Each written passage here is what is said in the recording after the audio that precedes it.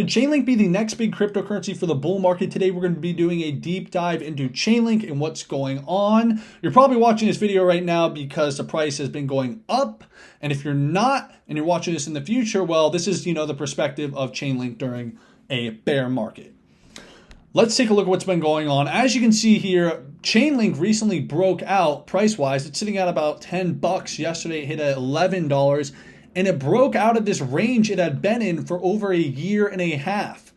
It had been stuck in this range since May of 2022, and now in October of 2023, it has broken out of the range finally. A big, big move, and this has gotten a lot of people talking about Chainlink, what's been going on, and all that kind of other stuff. And as we head to CoinMarketCap, right now, Chainlink is the 12th biggest cryptocurrency in the whole world by market cap. As you can see right now, it has a market cap of over $5.5 billion, and it's up almost 35% in the last 7 days, which is a huge move, a massive move for something this big. Now, a lot of people, some people know about, I'll be honest here, I have known about Chainlink for quite a while, and I'm not the biggest Chainlink enthusiast. I do not own any Chainlink currently. I might get some in the future, but I'm making this video for you guys because I know you guys want to hear and talk about Chainlink right now. Now, with that being said, once again, I'm not an expert on this. I'm just going to be going over what I think the bullish catalysts are and what is Chainlink. So let's get into what is actually Chainlink. Founded in 2017, Chainlink is a blockchain abstraction layer that enables universally connected smart contracts. Through a decentralized Oracle network, Chainlink allows blockchains to securely interact with external data feeds, events, and payment methods, providing the critical off-chain info needed by complex smart contracts to become the dominant form of digital agreement. Now, Chainlink, the main things that a lot of the people are saying about it is, and what I personally believe is it has great mechanics, great fundamentals, but the token price has not reflected it in the past. If we're just being honest here, in 2021, I think most people thought Chainlink was going to do a lot better, including myself personally, and it didn't do that well. Of course, if you bought in down here, you made a ton of money, but it didn't go as high as people thought, and also it has been stuck in this range. It recently just broke out, but it had been stuck in this range for a year and a half, and that's very daunting to people. A lot of people, they're big into the, just buy low and sell high, but it's not that easy. There's a lot of emotions that come into play. Shout out to all the Link Marines that have been holding their bags and accumulating through this entire time. Probably not too many of you, but shout out to you all. Now we're going to take a look at the Chainlink ecosystem. There is a big ecosystem with Chainlink. That's the thing. People are actually building and using Chainlink. So global enterprises leveraging Chainlink. You're going to see some familiar names here. Swift, T-Mobile Systems, Amazon Web Services, Google Cloud. Now let's take a look at some of the projects. GMX is the big one. If you guys are familiar with crypto in general, you've probably heard about GMX before, and this is probably the biggest project that's utilizing Chainlink, on Chainlink, all that other stuff. It's huge, and it could run in the next bull market. And as you can see here, there's StarFi, Alliance Block, Jarvis Network. I'm not too familiar with all this, to be honest, and I'm pretty sure we all know what Swift is. But what has been going on recently with Chainlink? Because we know Chainlink has always had good fundamentals, blah, blah, blah, blah, blah.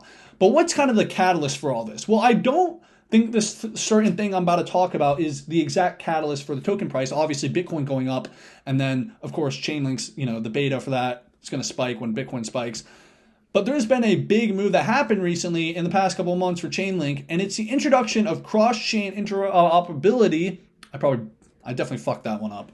Anyways, as you can see here, it's called CCIP, Cross-Chain by Chainlink, and it's the era of secure blockchain interoperability has arrived. And this is kind of similar to what's going on with XRP. As you can see here, a secure interoperability protocol and it's just, scaling cross-chain assets, connecting private and public jobs, enabling token transfers. And let's take a look at this. What is it providing? Simple token transfers, reliable transaction execution, defense and in-depth security, seamless integration, scalable architecture, extendable and future-proof. It's basically gun for XRP.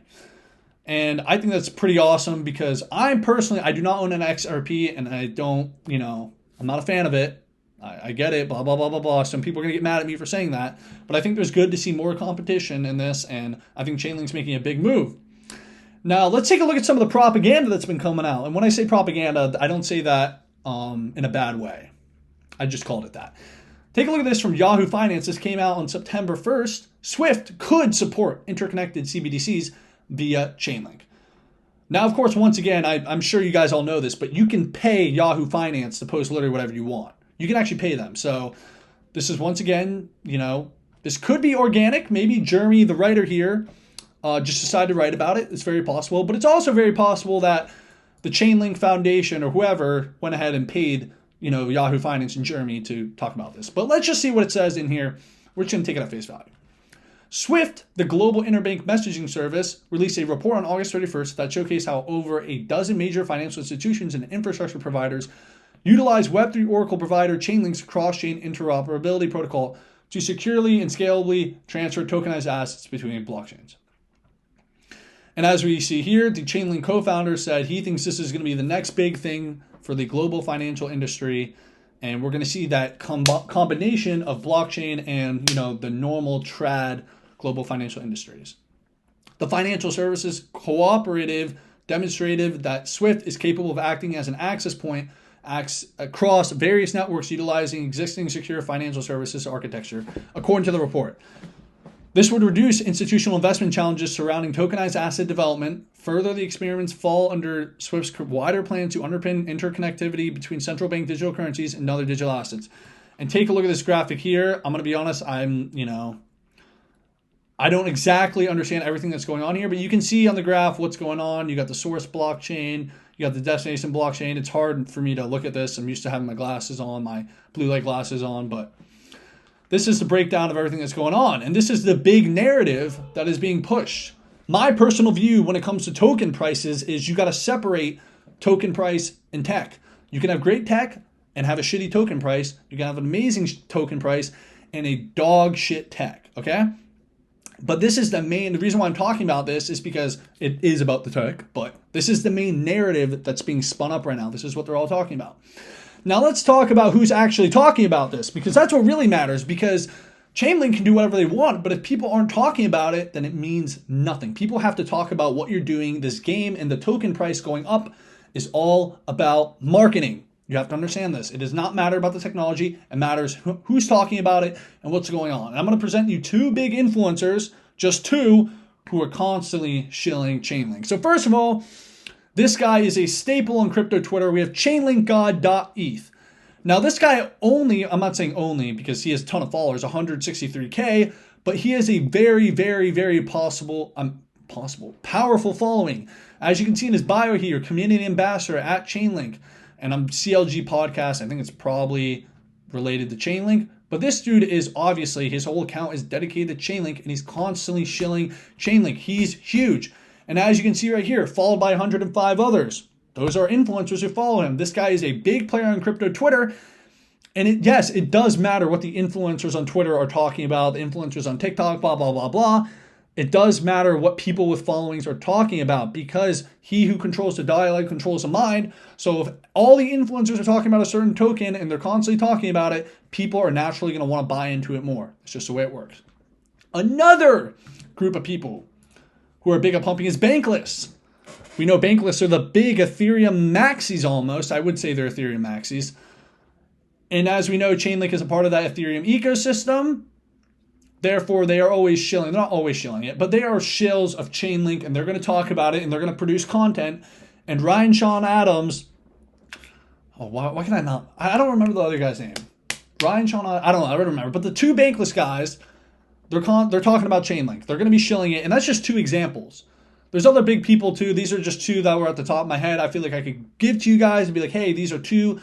You have Bankless, and then you have the two people who run Bankless, and they're big influencers as well. So that's what I really think is going on. I think they're doing a great job spinning up narratives. I think it's, we're coming into a new bull market in the next year, probably. I think year and a half from now, we're going to be in like a hot, raging bull market. That's what I think. We'll see what happens. But they're spinning up the CCIP is kind of their big narrative. Influencers are starting to talk about it. They got something fresh for people. It's like, okay, you saw what we did in 2021, but here's what we got for you in 24, 25, 26. We got this new CCIP thing, fresh new narratives. We got influencers talking about, and that's what I'm really looking for. I'm looking for, do they have fresh new narratives, and are people actually talking about it? And Chainlink has those two things. For full disclosure, I do not currently own any Chainlink. That may change in the future.